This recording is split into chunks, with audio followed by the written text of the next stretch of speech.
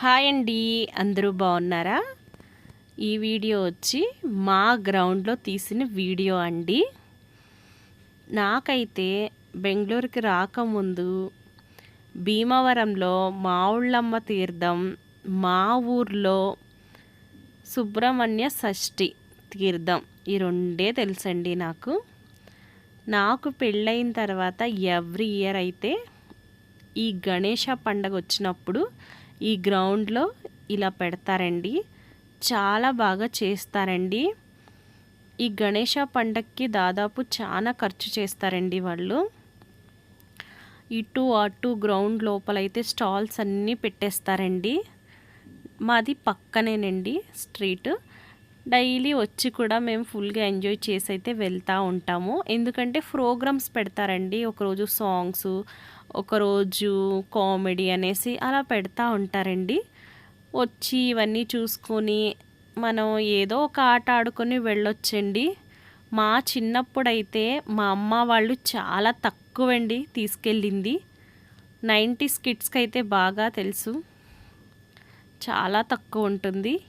అది తీసుకెళ్ళాలి అంటే నా చిన్నప్పుడైతే మా ఊళ్ళమ్మ తీర్థం, పెద్దింట్లమ్మవారి తీర్థం కూడా వెళ్ళేవాళ్ళము.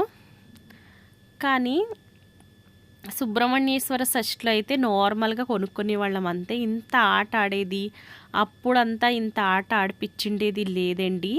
ఇప్పుడు పిల్లలకి ప్రతీదీ కామన్ అయిపోయింది. మా పాప అయితే డేకి ఒక ఆట ఆడాలి అంటది.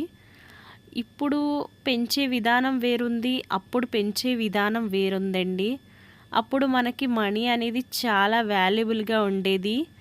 మమ్మీ వాళ్ళు కూడా అంతగా మనీ ఖర్చు పెట్టేవారు కాదండి. ఇప్పుడు మనకంటే మనం చూడలేని హ్యాపీనెస్ మన బిడ్డలకి ఇవ్వాలన్నది ఒక పాయింట్. అండ్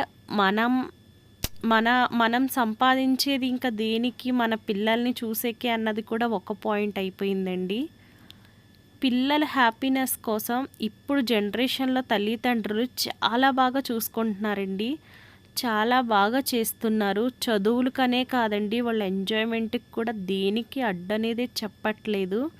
అది ఒక విధంగా మంచిది, ఒక విధంగా చెడ్డది అని నా అభిప్రాయం అండి. ఇవ్వచ్చండి, ఎంత ఫ్రీడమ్ ఇవ్వాలో అంతే ఇవ్వాలండి. కానీ మనం చూడని లైఫ్ని మన బిడ్డలకి ఇవ్వాలనుకునే దాంట్లో ఏ మాత్రం తప్పు లేదండి. ఎందుకంటే ఒకప్పుడు మనకు అంత ఎంజాయ్మెంట్ లేకపోతే మన బిడ్డలకి ఇవ్వాలన్నదే మన కాన్సెప్ట్ అవుతుందండి. ఇప్పుడు జనరేషన్ చాలా ఫాస్ట్ ఉందండి. వాళ్ళకి ప్రతీది అందినా కూడా ఇంకా లోటు. అయ్యో నాకు లేదు, అయ్యో నాకు ఇది లేదు అనిపిస్తుంది. అప్పట్లో మాకు ఒకే ఒక్క బొమ్మ ఇస్తే కూడా మేము 1 ఇయర్ కాదండి, సంవత్సరాలు దాన్ని వాడేవాళ్ళం. ఇప్పుడు ఒక్క రోజు కూడా దాన్ని వాడట్లేదండి. వీళ్ళు కొంటారు, ఆడతారు, పక్కన పెట్టేస్తారు, ఇంకొకటి కావాలంటారండి. ఈ జనరేషన్ అట్లా ఉంది. ఏం చేసే కావదండి, అంతే. మేము ఇక్కడ అన్నీ ట్రై చేసిన తర్వాత అయితే ఫుడ్ ఏమైనా తిందాము అనేసి వస్తామండి. మా హస్బెండ్ బయట ఫుడ్ ఎక్కువ ఇది చేయరండి.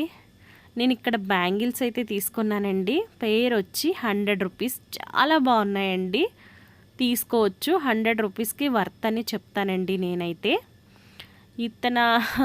ఇతను చూపించి చేస్తూ ఉంటారు కదా, పిల్లలకి అదొక తరా ఎంజాయ్మెంట్ కదండి. వాళ్ళు అదే కావాలి అదే కావాలి అని చెప్తారు. మా పాపకి ఇది తీసుకొనింది, గన్ కూడా తీసుకుందండి. గన్లో అండి మ్యాచ్ బాక్స్లో అదే ఇది ఉంటుంది కదండి, అగ్గిపుల్ల పెట్టి పేలిస్తే రియల్ తుపాకీలా పేలుతుందండి.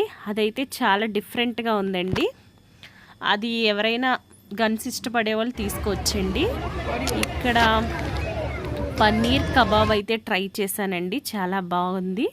ఇది నేను మా పాపకి తీసి ఇచ్చానండి. 100 రూపీస్, సూపర్గా ఉందండి తలకు పెట్టుకునేది. అంతేనండి. మేము వెళ్ళిపోతుంటే అక్కడ అందరూ ప్రసాదం పంచుతున్నారు. ఇంకా మా హస్బెండ్ కూడా ప్రసాదం అనేది పంచారండి. మేము ప్రసాదం అనేది తీసుకొని తిన్నామండి. వెజిటేబుల్ పలావ్. ఈరోజు మార్నింగే ఇక్కడ అన్నదానం కూడా చేశారండి. మధ్యాహ్నం చాలామంది వచ్చారండి అన్నదానానికి. ఖాళీ లేదండి, క్యూలో నించుని మరీ తింటారండి, అంత బాగా పెడతారండి ఇక్కడ. ఈ వీడియో కనుక మీకు నచ్చినట్లయితే నా ఛానల్ని సబ్స్క్రైబ్ చేసుకోండి.